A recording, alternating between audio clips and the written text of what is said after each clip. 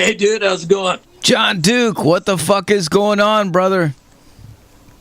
Just staying warm, trying to in my house because it's pretty damn cold out everywhere here. Hell yeah, it's fucking cold, man. Holy fuck. Well, we just got done blasting one of your new tracks, Evolution, man. Fucking love that shit, dude. It's so fucking awesome, dude. Right on. Thank you very much, man. Appreciate it. So tell us, man, what the fuck is going on in your world besides fucking freezing to death right now?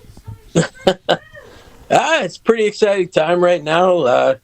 As everyone knows, we just released the album, The Resurrectionist, on December 9th. And earlier today, we released the second single from that, lyric video for the song Class Warfare.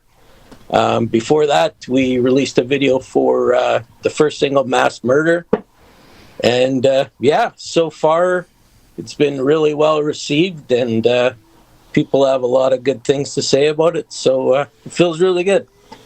Hell yeah, man. Hell yeah. So speaking of freezing our asses off, where are you guys located at, and what's the metal scene like right there? We're right in the center of Canada, I guess you'd call it, in the frigid prairies, Winnipeg, Manitoba. Metal scene here is awesome.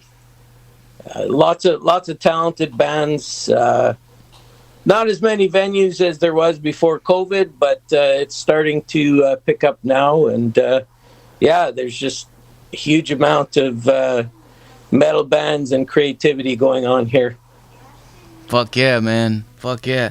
And you guys are on CDN Records, man, which I'm good friends with those guys, man. Can you tell us what's the I don't know how to ask. What's the experience been like so far with them? Like, you know, it's actually been really good. We've known Craig Newman for a number of years, and he's been really good to us. But he initially approached us a few years ago, and Immortal Possession hadn't ever recorded a full-length album. We only did 3 demos, and he was contacting us along with, I don't know, maybe about a dozen other labels, trying to get us to re-release those demos. And we didn't feel comfortable with that. I don't know, being a musician yourself, you're probably familiar with, back in the day, you had to pay for studio time. You could only afford so much time. So it's like some of the performances aren't the way you want them to be. The sound quality back then wasn't great. So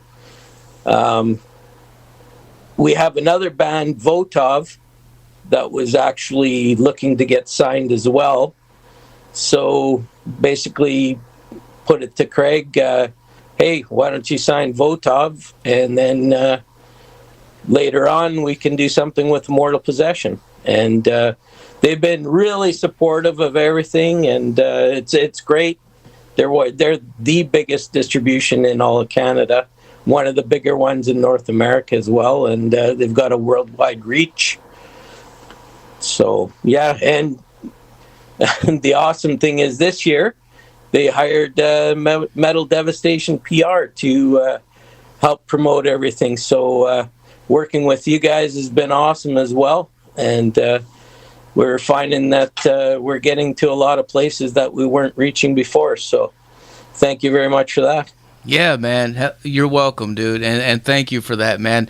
You know, it's funny, man. Like, yeah, ever since we sent out that shit, fucking everywhere I look, man, it's just Immortal Possession. That's all I see, man. Fucking, it's like everywhere, dude. I'm like, fuck yeah, man. That's what I'm talking about, dude. You know, I mean, you never know. You know, like, sometimes it hits hard, and sometimes it doesn't. But when it does, it's like, yeah, man, that's what I'm talking about. And proud to be a part of the team, and proud to be helping you guys, man, for sure.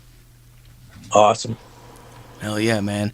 But I mean, the songs speak for themselves, you know, to be, you know, when you get down to it, that's where it's all at, you know, like if the music kicks ass, people are they're gonna realize it, man. All they got to do is click fucking play on it, because everything's on the internet nowadays. So it's not, it's not that hard. I mean, all you got to do is click the fucking button and listen to it. And as soon as you do, man, it's just like, yeah, these guys are fucking doing it, man. And you guys are, man. Like, you have a very, I don't know, like it's definitely a mixture, in my opinion, of like classic old school death metal, but also modern as well. No, I appreciate that. I like to think too, we've got quite a bit of a thrash influence and Definitely. a bit of a deep influence as well. Yeah, definitely, man. And I can definitely hear that. Speaking of that, can you tell us about some of your influences, like growing up and stuff? What got you into playing music and got you to where you're at now with this sound? Well, I have to say my first experience with metal was probably Black Sabbath when I was a kid, and the neighbor was about 4 or 5 years older, and he brought home a copy of Paranoid and invited me over to check it out, and we listened to that album for about 4 or 5 hours, and from that point on I was totally hooked.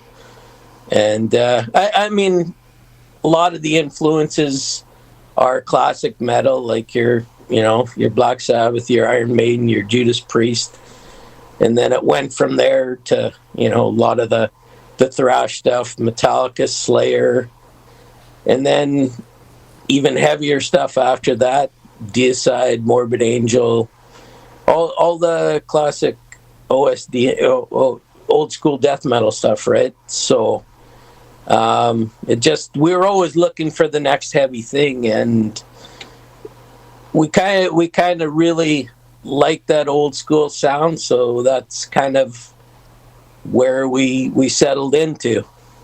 Hell yeah. Speaking of Paranoid, man, what's your favorite song off that record? If you had to choose one. You know what? That's crazy. I really like Hand of Doom. There's like so many good songs on that album. So it's, I mean, of course, Paranoid has been over like huge, but still, when it comes on the radio, you can't help but turn it up, right? Yeah, I'd have to. Me personally, I'd have to go with Electric Funeral if I had to pick one, dude. I love that. I love that riff, man. It's so fucking evil sounding.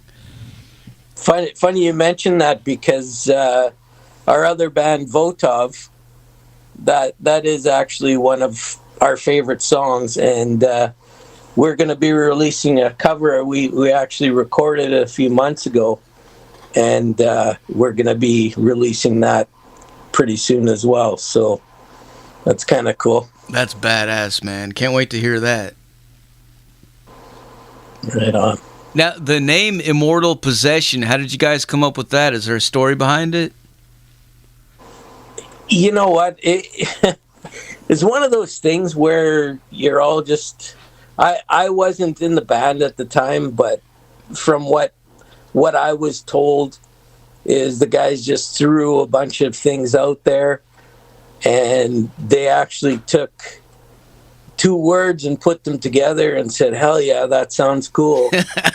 Let's be Immortal Possession. And lo and behold, back then you couldn't really, the internet didn't exist or whatever, but from everything we knew from tape trading and stuff like that, all the zines and stuff we used to read, there was no Immortal Possession in the world. So we're like, hell yeah, it sounds like a really good name. So yeah, I was gonna say, like, nowadays I think bands starting out, they gotta fucking Google search the shit. If they come up with a name, they gotta search it on Google and see how many other bands are fucking named that. But I don't think there's anybody else that's got the Immortal Possession name, as far as I know.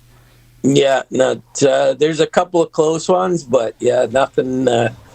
It's crazy though, dude. Like, some of these bands, like obviously they've never Google search stuff, and you put that name in, and it's like there's like 10 bands worldwide. Like, what are you guys thinking?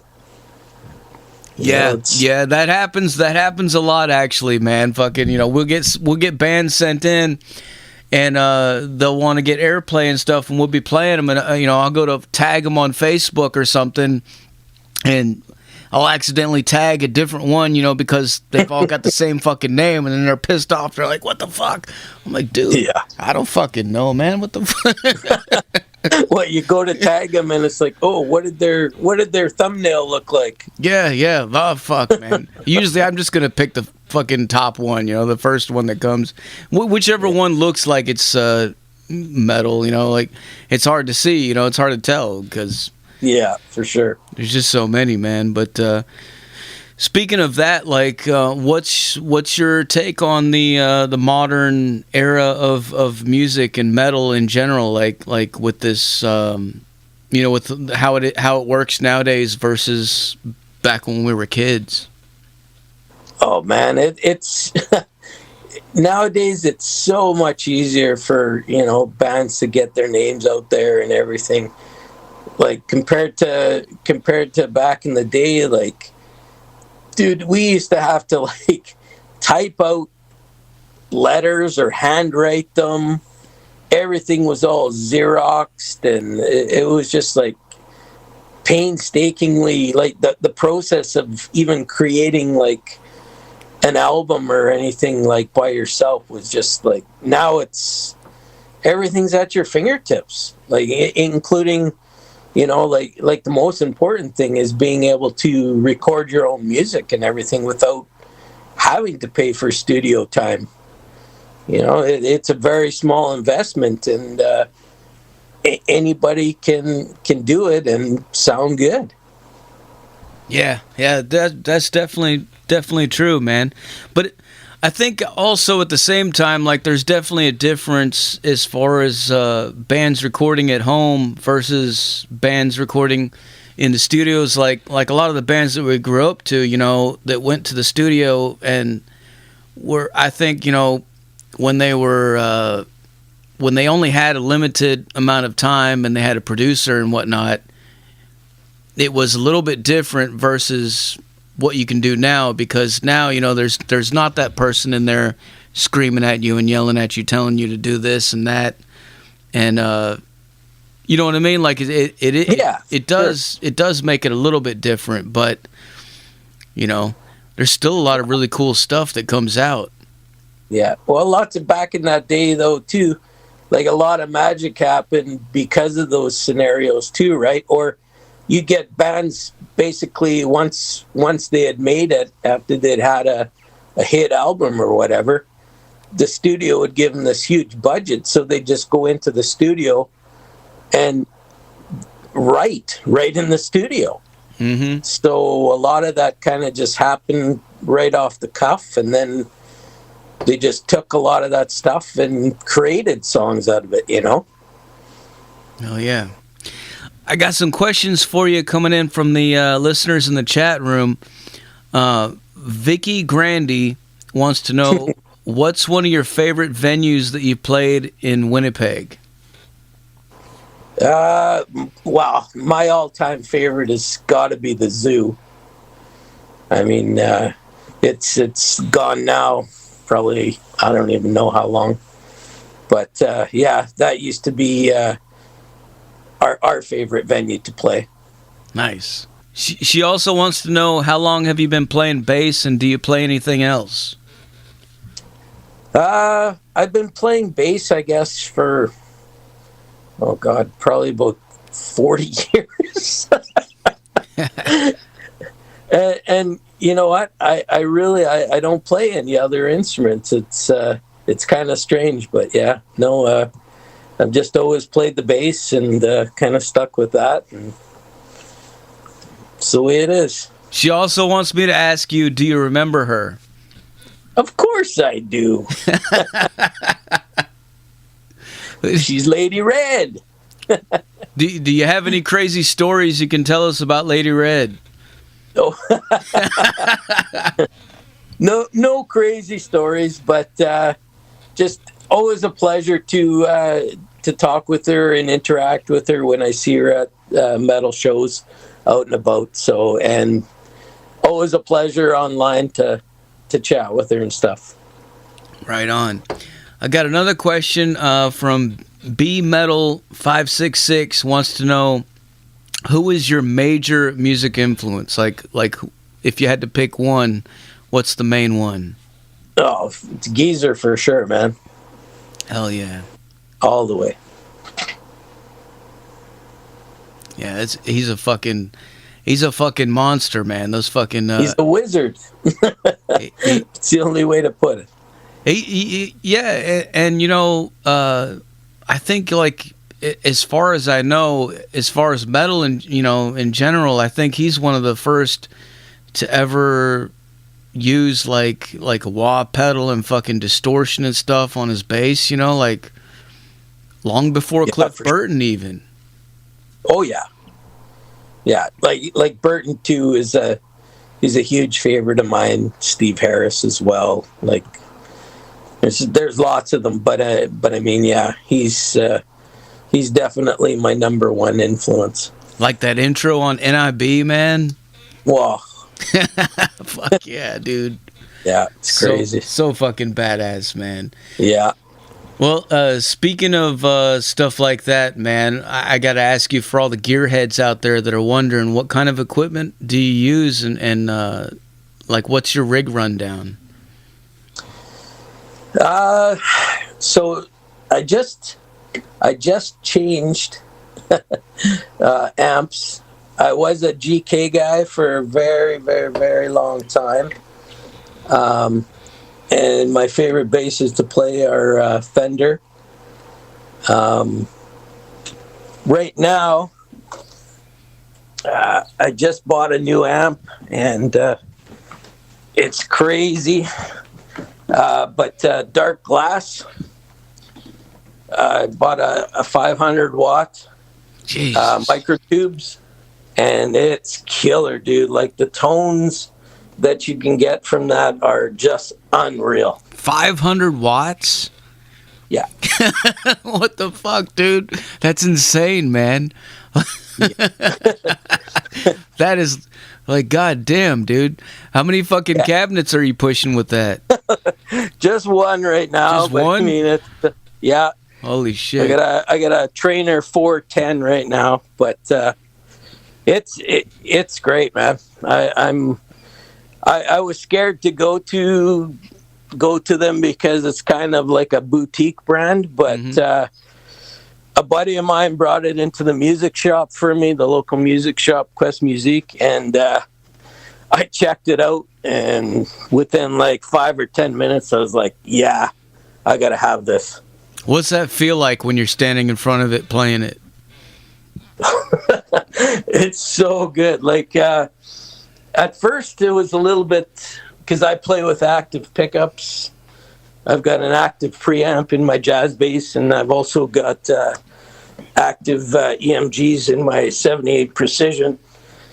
And it was a little bit noisy at first because of the electronics and everything. So I got myself a noise gate, and there's not too many people I've heard of using noise gates on basses, but it works killer. Hell yeah, man. I'm able to push it like way more than I would if I didn't have that. So it's really elemental in getting some different tones as well. Hell yeah. Well, as far as live shows are concerned, how would you describe a show of Immortal Possession for anybody who's never seen you guys live? We just, you know what, man, we go up there and we leave it all on the stage. It's we kind of turn into animals when we're up there, and just give it our whole energy and everything, and you become a different person. So I would say it's from what I've heard, it's people dig seeing us live and stuff, so they like the energy and stuff like that. Very high energy, very I don't know. Lots of people say it's loud as fuck too, so Yeah. there's Yeah, well, you fucking blasting a fucking 500 watt amp, man. Like, god damn, that's got to be fucking loud, man. oh yeah. Hell yeah. Yeah. I can't turn it up much past a little over 1 because it's Jesus. Well, that's cool, man. You guys have some really cool videos too. Can you tell us about that? Like, who's doing these videos for you, man? so. We've got a good buddy, Dylan Bailey, and he's helped us with a lot of the Votov stuff, and he just did the last 3 videos for us. Any of the live footage that you see in Mass Murder and that, but the majority of the stuff is all done by Chuck. This last lyric video was done actually by Derek. He did all the he created all the images, and Chuck edited them, all of them, and animated them and stuff like that. So as a band, we're really self-sufficient, like in terms of everything, like from our shirts and any of our album covers, stuff like that. It's all done in-house. Nice. You guys are very active on social media as well, I gotta say, man. So for any fans out there that want to get a hold of you and talk to you and stuff, like, you're there. Oh yeah. That's the number one thing I find about being successful, is to be accessible to your fans, and that's exactly what we try to be. Fuck yeah. All right, well, for people out there that are wondering where can they go to find some merch and support you guys, like, where's the best place for them to go? In terms of merch, we don't have a store yet. We're working on that for the new year. But yeah, just message any of the band pages, like either the Immortal Possession page or the Votov page. Obviously, all our music's on all the streaming sites. We're on Bandcamp. They can find stuff on CDN Records. He's got a bunch of bundles right now that he's selling with different merch. So yeah, they can check all that stuff out online. Also, any chance of those demos making it somewhere, like he's trying to get you guys to do? Yeah, I don't think so. They're out there still. Like if you look on YouTube, there's our Mass Murder one is out there for sure. And again, it's like I say, it's a stamp in time, right? But the whole reason for us redoing these songs was they were never presented in the manner that we had imagined for them. So that was the whole reason in doing this album. Right on, man. Right on. Well, you definitely sparked my curiosity, because if Craig's fucking looking for it and he's wanting it, it makes me wonder. Like there must be something there, man. I don't know. I'll have to go check it out. I'll have to go dig it up. Definitely look at it on YouTube. You'll find it. Right on, man. Well, I'm about out of questions for you, brother. Is there anything else you want to let the people know? No, I just thanks for all the support, everybody, and we're gonna try and keep releasing content for this album. We've got lots of stuff planned. Votov's in the process of writing a new album, so lots of really cool stuff coming for 2023. We're hoping to get some touring as well if we can, and yeah, we've got a CD release show locally here coming up at the Osborne Tap House in February. So Yeah, lots of cool things happening. As far as touring, any plans of coming down here to the U.S.? You know what? We'd love to get to the U.S. side, but it's not looking good in terms of work visas and stuff like that. Yeah. Like you're looking about $1,500 a guy. Fuck. Just to get a work visa, and then there's no guarantee that they'll even let you into the country. So you could book a whole bunch of dates and pay for a work visa, and they might deny you still. Man, they need to stop that shit, man. They're fucking for sure. It's crazy. I'd love to get over to Europe too, man. It's we need to be heard out there. For sure, man. Absolutely. Well, I thank you a lot for taking the time, man, to talk to us. And before I let you go, can I get you to make us a station tag real quick? Sure, man. All right. Whenever you're ready, say something like, "This is Immortal Possession, and you're listening to Metal Devastation Radio." This is John Duke from the band Immortal Possession, and you're listening to Metal Devastation Radio. Crank it the fuck up. Hell yeah, dude. Like a fucking pro, man. Fuck yeah. That's what I'm talking about. Well, dude, once again, thanks a lot for taking the time to talk to us, man. And hope you guys have a happy holiday. And we're going to fucking blast some more Immortal Possession for these motherfuckers so they can go crazy, all right? Awesome. Same to you, brother. And thanks for having us, man. All right, man. We'll talk to you later. Take care. Cheers. Bye. There you have it, folks. Immortal Possession live on the Zach Moonshine Show with Metal Devastation motherfucking radio. Like I said earlier, put your speakers fucking everywhere.